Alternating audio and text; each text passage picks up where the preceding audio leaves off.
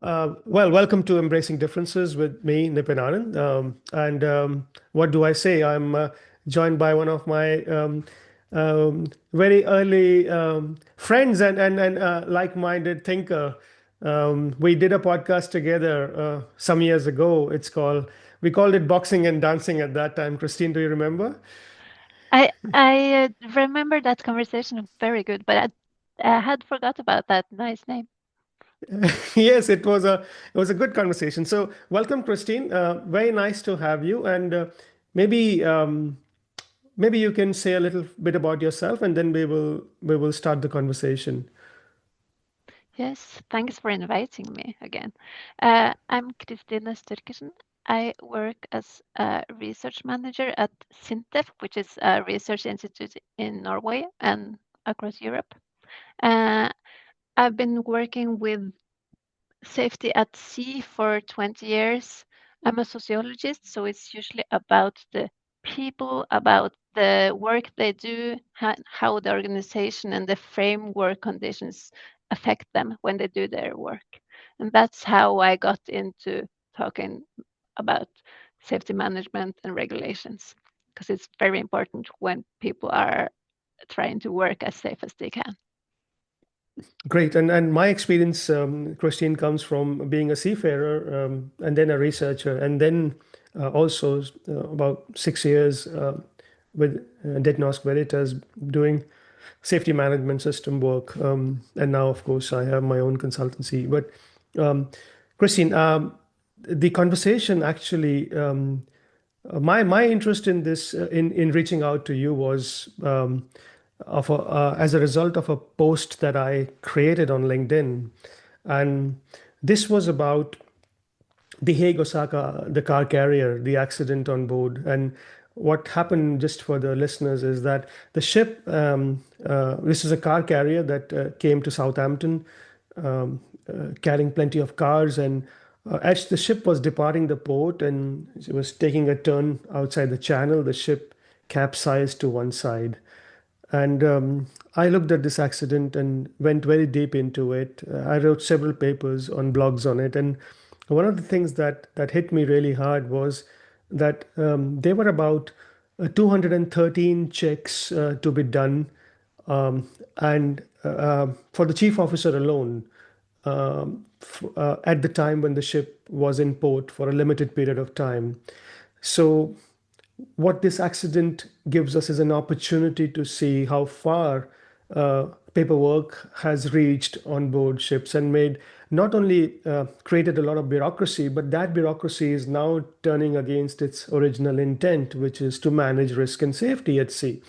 And I think that's very problematic that you create a framework, you create a regulation, it fires back at you.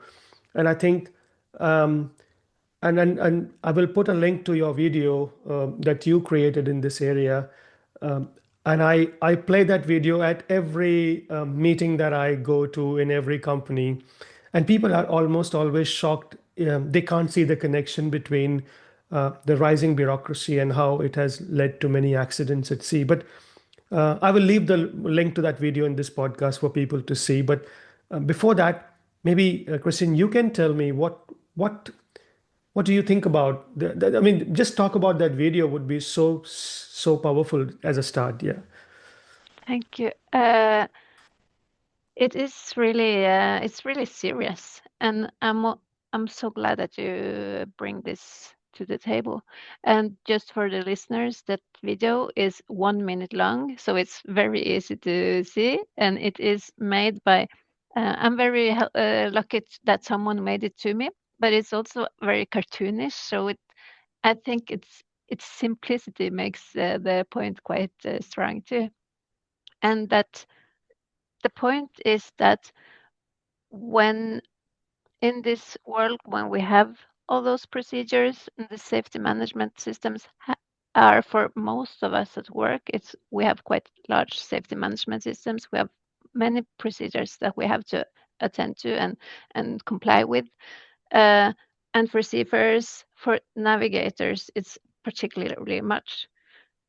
And for everyone, it's quite easy to understand that navigators on a ship bridge should be attentive to the world around them and to what they can see at sea and on their screens and equipment, and not be attentive to documenting procedures or to checklisting 213 procedures. And that is the simplest way of describing that it's a clear connection between the safety management, the formal systems, and the safety at sea. And that is also what the video is describing, that we might actually hit rock bottom because of our safety management systems. Absolutely. It's very powerful. And we call it, Professor Michael Power calls it Audit Explosion. And I think this is be a very appropriate title for this conversation also. So here we are in a situation where procedures and checklists and documentation is actually creating risk. And the video makes it very clear that although we might have gained in personal safety, in controlling slips, trips, and falls, but the major accidents like groundings and collisions are on the increase. We will come to the evidence to that, why you think so, and how you discovered that in your research. But the starting point for me is that because your work, you looked at the maritime industry, Kristine, and you have been researching this area for many years now, 2 decades, as you said.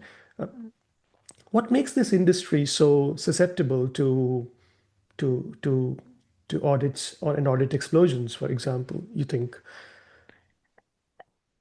I'll try to take the short version, because the maritime industry is one of the oldest industries.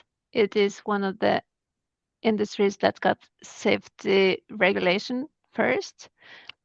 And you could discuss if it was because someone wanted people to survive, or if it was because someone wanted their cargo to come to the right places and be sold. Uh, but it's a long tradition of safety management. You have the plimsoll line, you have stability rules, and before, I guess everyone who listens know about this story, and they know about that. It used to be the captain was really the captain. They were far from shore for a long time, or far from the some kind of office for a long time. And so it has to be quite strict rules in what the captain should do and how the captain should perform and do the decision making on board. But when all of the world have changed, and we and everyone have this, we're a part of a system, we're a part of um, organizations wanting to control what we do, or having control over what is happening. For every organization, it's not only in the maritime industry, we get more regulations and we get more both internal bureaucracy and from other parts. But on the maritime side, I think this has collided more than in other industries, because you still have the variability in the tasks that has to be done on board, the different kinds of ships, the different crews. It it is still different, or units sailing along, and the captain or the officers have to uh, do what's best for their crew and their variability and their operations. But they have been getting more and more, or the land officers want more and more control over what is happening. So I think that is why it has gotten many procedures and all the audits from all the different organizations wanting to control them. And I think it particularly much collides because of this, that it doesn't always fit with the actual operations, or the actual how they need to perform their work and be when they're at sea or sailing. Yeah, absolutely. There is the nature, the unpredictable nature. There's the multinational crew on board. There's the cost pressure. There is, as you very rightly said, there is things change every moment, and it's very, very hard to control things through procedures. But the default when you can't control through procedures is to create even more procedures and more measurements and more KPIs, which creates even more of that. So we have gone into that vicious circle in a way.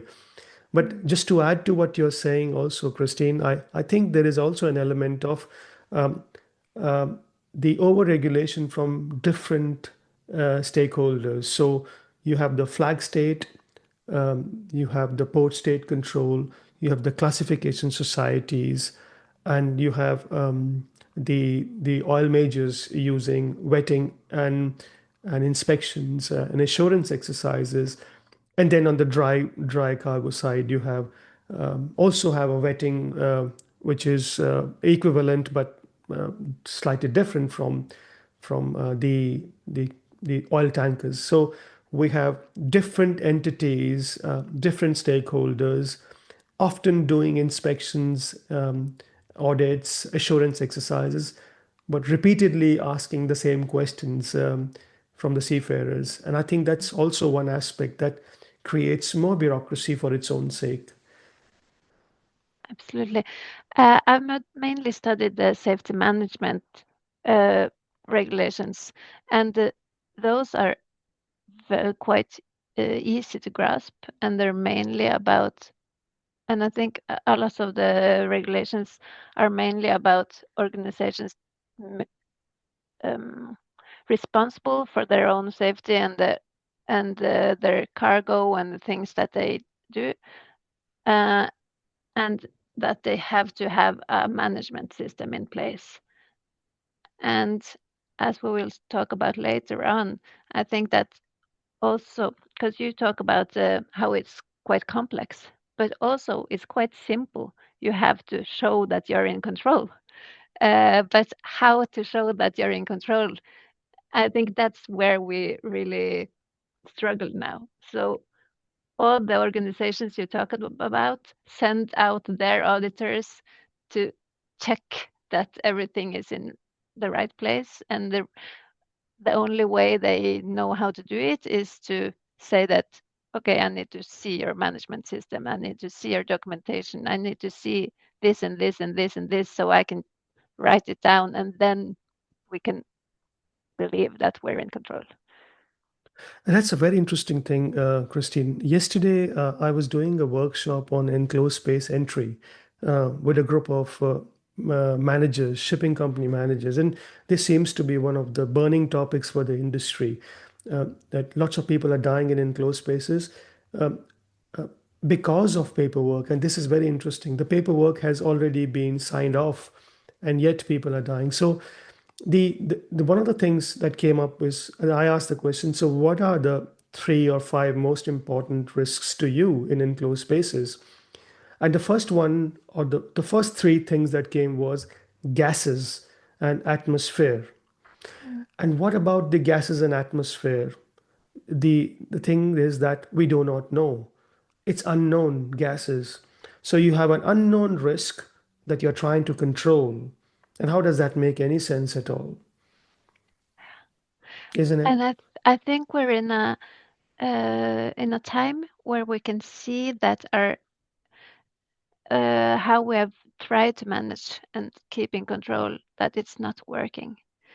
But for the time being, we're still just trying to do more of what is not working, and we think that our signing off on a risk assessment and signing off of some work permissions will, it seems safe, and you climb into that enclosed space and you just hope for the best because you know that this is your job and you have to do it, and someone created a system, you send it off, it should be hopefully okay.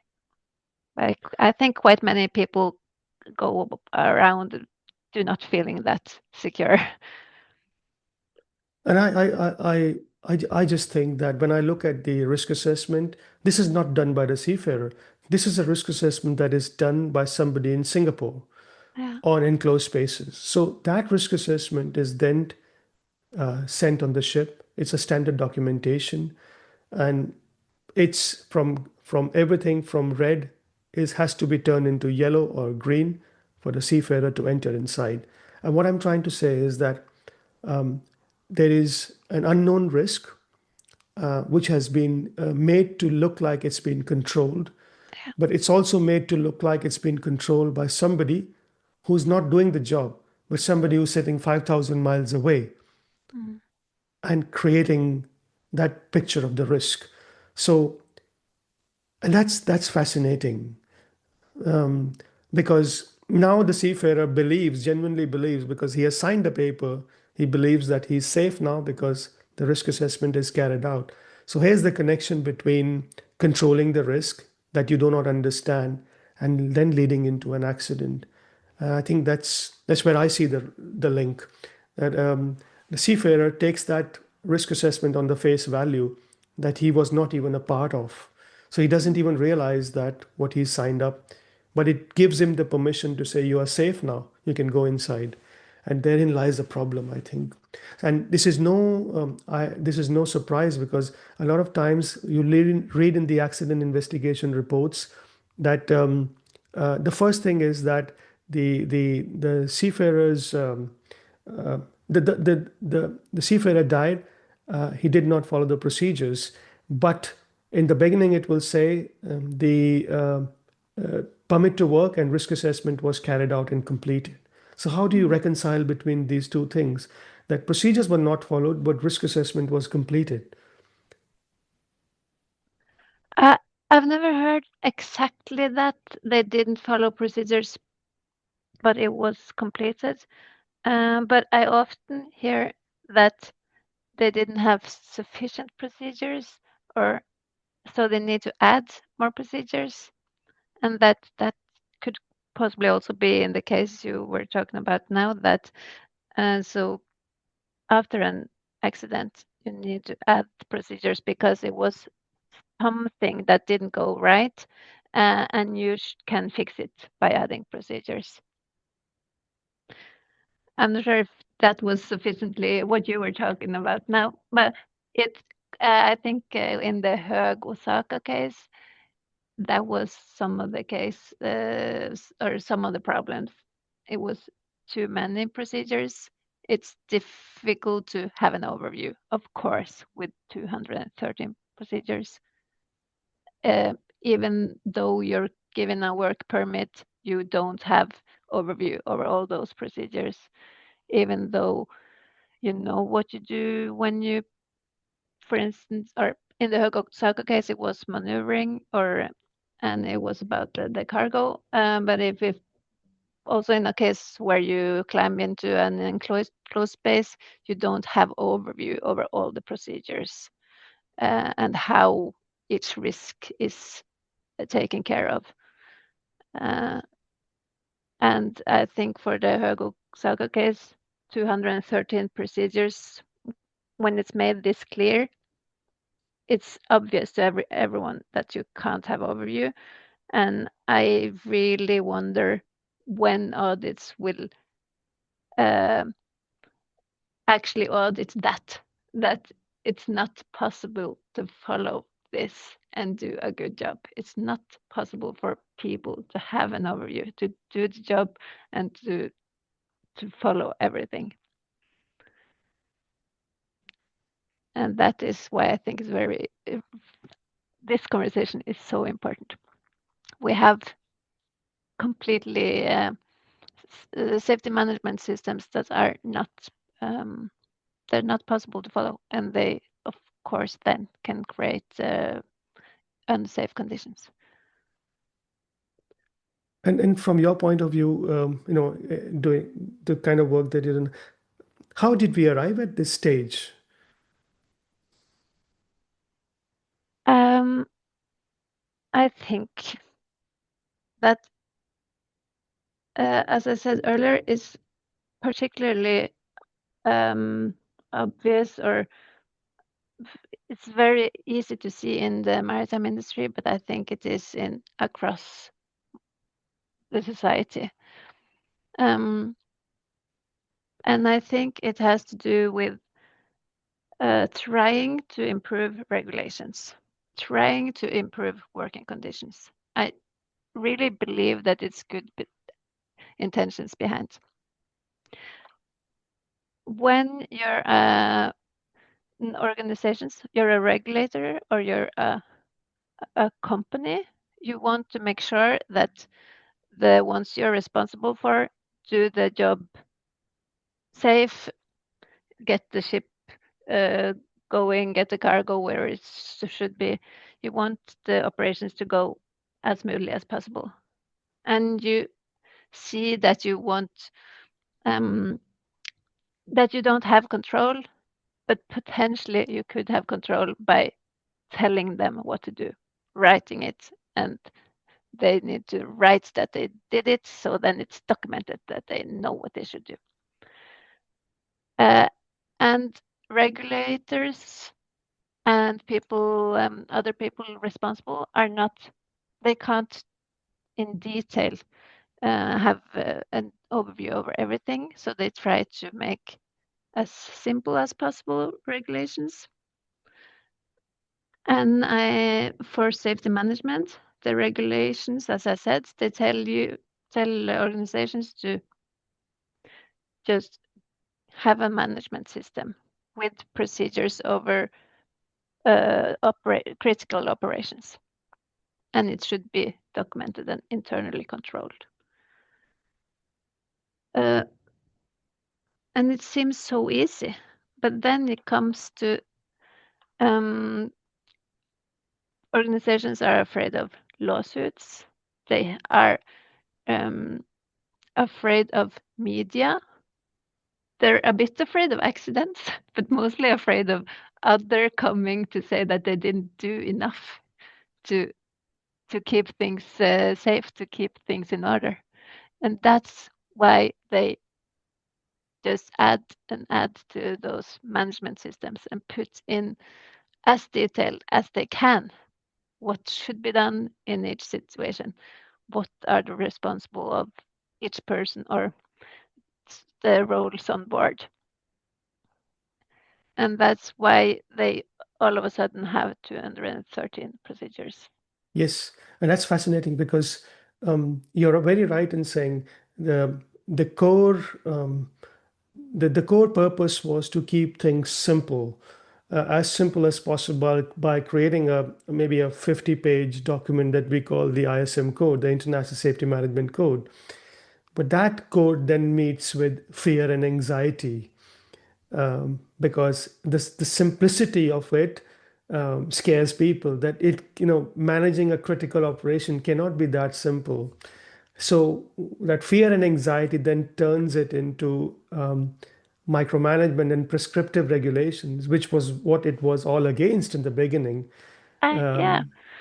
So we went from, you could call it deregulation, that regulator wanted to have a simple function-based system.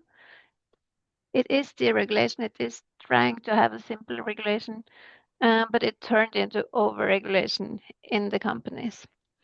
And I have written about, I used to say that it's mainly three causes creating the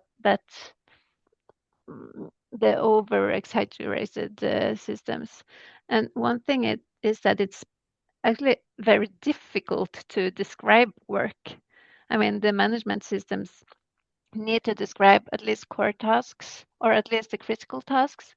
But if you think about your work, everyone who's doing work knows that what is really important in their work is quite difficult to describe.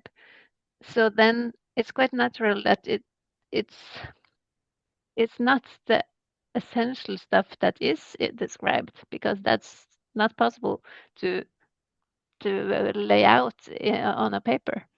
So, and I think that is also one of the reasons why we describe so much of the nonsense, because that is just easier to write up.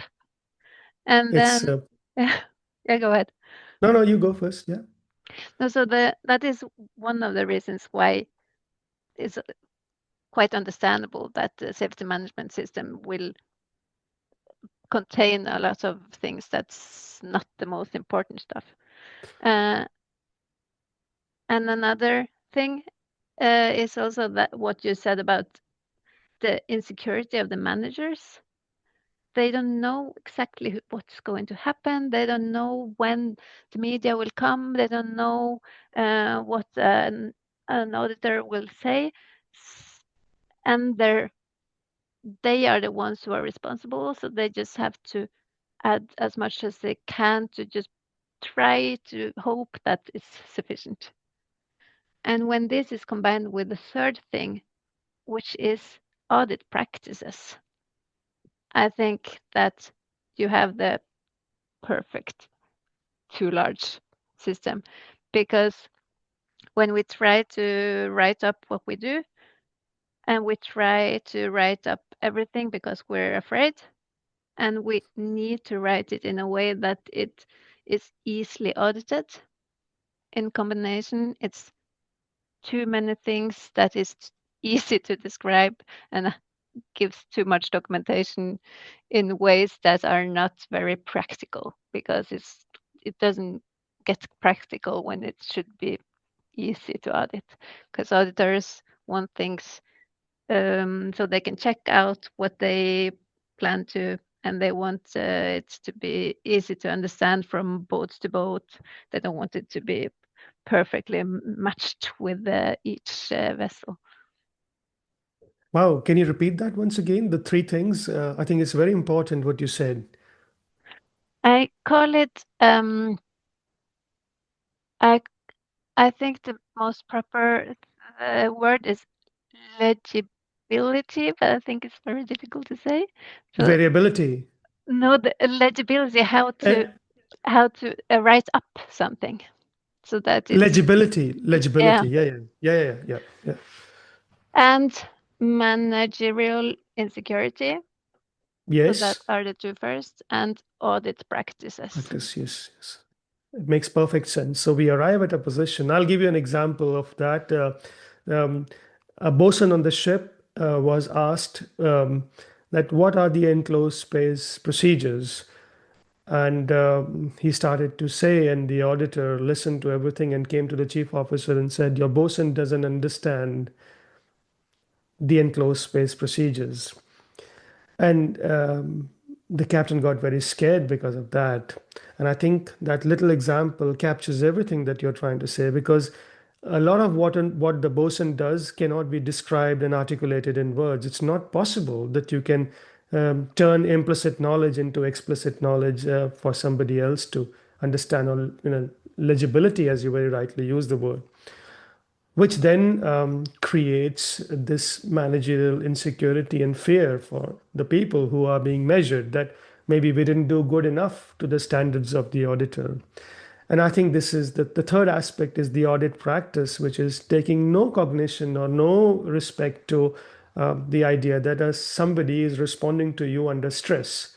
And therefore, by definition, or it's not possible for them to tell you everything. Under pressure, people cannot express themselves fully. We know that through lots and lots of studies.